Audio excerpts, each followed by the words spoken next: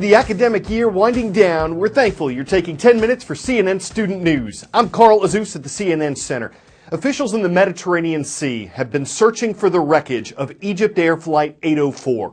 Early yesterday morning, it was traveling from Paris, France to Cairo, Egypt. It had 66 passengers and crew aboard. When it was over the Mediterranean at cruising altitude, the safest part of the flight, Greek officials say the plane swerved and then plunged, and no one knows yet why. Aviation authorities say it could have been some sort of technical failure, or it could have been terrorism that brought the plane down. It had just passed from Greek airspace to Egyptian airspace when it dropped off radar, and Egypt, France, Greece, and the U.S. have all sent search vehicles to the crash site. As the recovery mission unfolds and families wait for answers, officials are hoping the plane's black box explains what happened. Following a plane crash, the search for survivors always comes first. But just as important is the search for answers, the why and the how. Often those answers are found in the black box. Since the 60s, all commercial airplanes have been required to have one on board. Now, the name is a little misleading because they're actually orange. And when we're talking about a black box, we're talking about two different boxes, one being the cockpit voice recorder, the other being the flight data recorder. Together, they weigh anywhere between 20 to 30 pounds, and they have to be crash-proof. Black boxes can survive just about anything. Temperatures up to 2,000 degrees Fahrenheit for an hour. Forces that are 3,400 Gs. Now, that's 3,400 times the force of gravity. They're waterproof, and they can save recorded data for 2 years. And it's a lot of data. The cockpit voice recorder records the crew's conversation and background noise. By listening to the ambient sounds in a cockpit before a crash, experts can determine if a stall took place, the RPMs of the engine, and the speed at which the plane was traveling. When these sounds are cross-referenced with ground control conversations, they can even help searchers locate a crash site. Then there's the flight data recorder. It gathers 25 hours of technical data from airplane sensors, recording several thousand discrete pieces of information. Data about the airspeed, altitude, pitch, acceleration, roll, fuel, and the list goes on and on. But to make sense of the data, first you have to find it.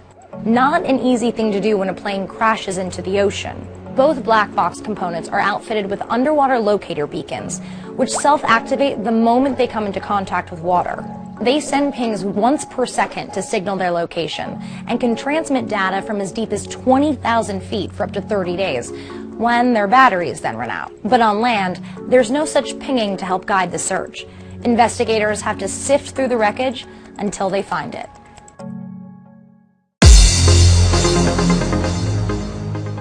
Our roll call schools are picked from one site, cnnstudentnews.com. To make a request, click and comment where it says roll call.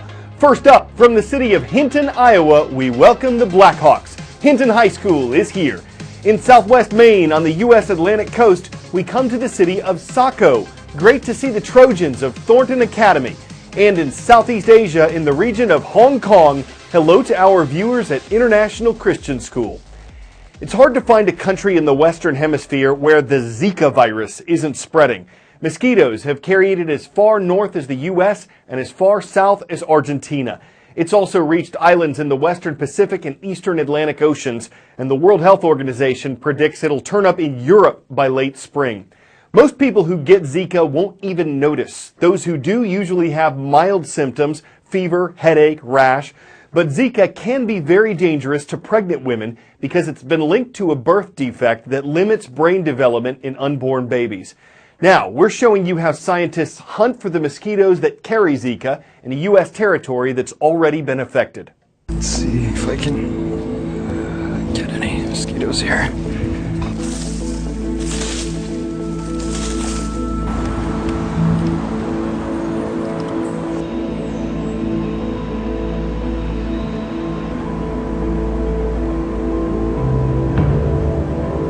You ready to set our first trap? Yeah. Okay, first, of course, we gotta do this, right? Bug spray time.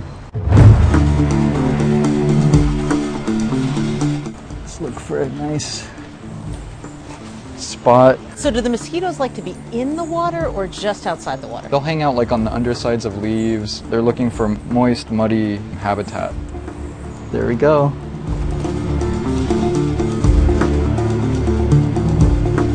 So mosquitoes with Zika would hang out here and then would go out and bite people in this town. Or there may be spots in the town itself that are producing mosquitoes.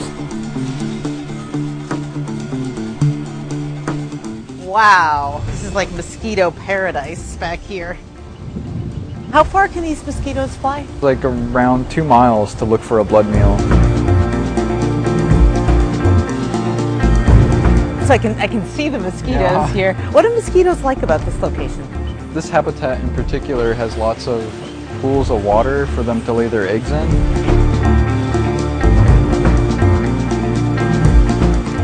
And there it goes. You got the light to catch the mosquitoes, the fan to put them down.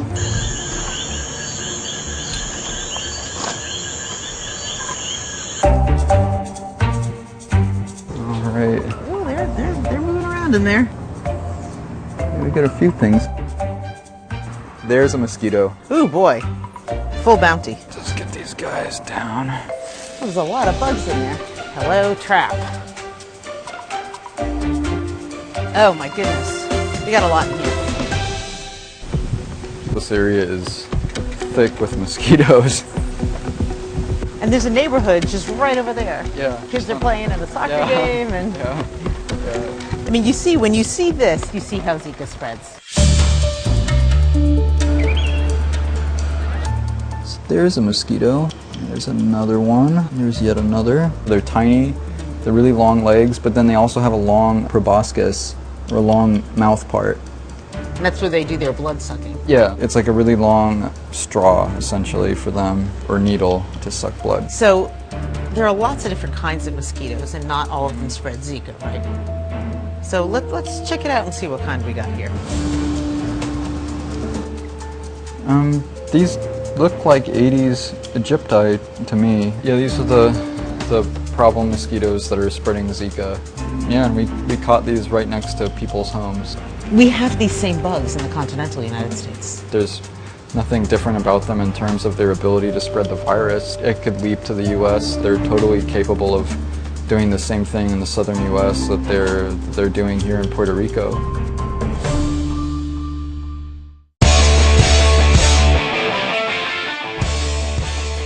From the It's Not Every Day You See This files. Look, when a moose plays wind chimes, we're gonna air it. This happened in Alaska, where you're more likely to find moose. A woman shot the video from her rural cabin near Denali National Park, where there are plenty of moose on the loose.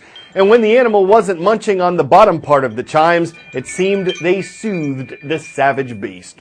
He was really having a good chime. Who says animals can't be musical? Maybe he'd prefer Mozart or Debussy or Rachmaninoff, but just the simple chimes were music to his ears. I'm Carl Azuz for CNN Student Moose. Fridays are awesome.